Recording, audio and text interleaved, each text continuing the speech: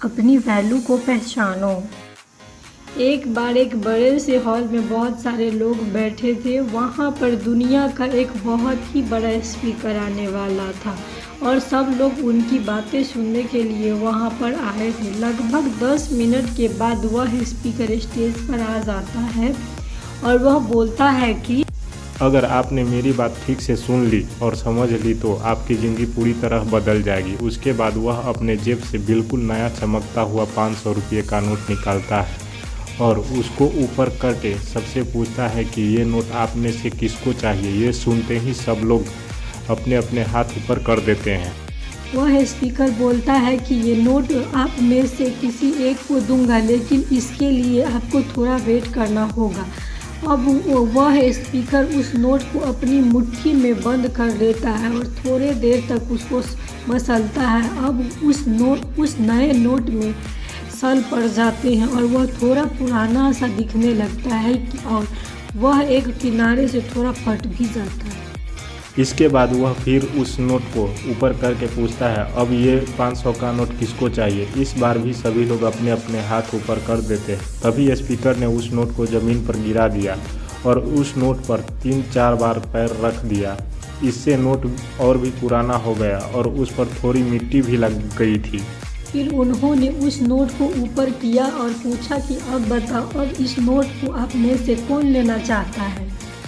और इस बार फिर सबने अपने हाथ ऊपर कर दिए। स्पीकर अब नोट को फिर से नीचे ज़मीन पर गिरा देता है और उसके ऊपर कूद कर उसको दोनों पैर से रगड़ देता है और उसके ऊपर चाय भी गिरा देता है।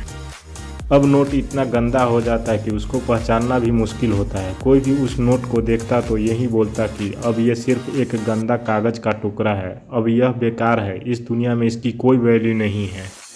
स्पीकर ने एक बार फिर उस नोट को उठाया और ऊपर करके सबसे पूछा, अब इस नोट को कौन लेना चाहता है। और इस बार फिर सब ने अपना हाथ ऊपर कर दिया। कितना भी गंदा पुराना मिट्टी में सना हुआ चाय का दाग लगा हुआ हो, लेकिन अभी भी वह 500 रुपये का नोट ही था। जिंदगी कई बार बड़े बड़े झटके देती है। आप एग्ज़ाम में फेल हो जाते हो या जॉब के लिए इंटरव्यू के बाद आपका सिलेक्शन नहीं होता है।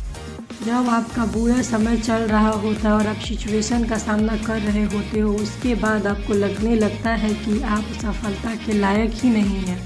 आपको लगता है कि दूसरे लोग आपसे बेटर हैं और आप किसी काम के नहीं हैं, आपकी कोई वैल्यू नहीं है। हमेशा याद रखो, इससे कोई फ़र्क नहीं पड़ता कि आपने कितनी बार सिचुएशन का सामना किया है, आप ज़िंदगी में कितनी बार फेल हुए हो। आपकी वैल्यू हमेशा वहीं रहेगी जो पहले थी। आपके पास कुछ खास है जो दूसरों के पास नहीं है और ये कोई भी आपसे छीन नहीं सकता। अब तक सक्सेस नहीं मिलने से आपकी वैल्यू कम नहीं हुई है। आप अभी भी अपने बारे में कितना भी लो फील कर रहे हो, उससे कोई फ़र्क नहीं पड़ता। जो लोग आपको अच्छे से समझते हैं वो लोग आपके वैल्यू को उतना ही मानेंगे जितना पहले मानते थे। तो अपनी वैल्यू को समझो और कुछ बड़ा करके दिखाओ।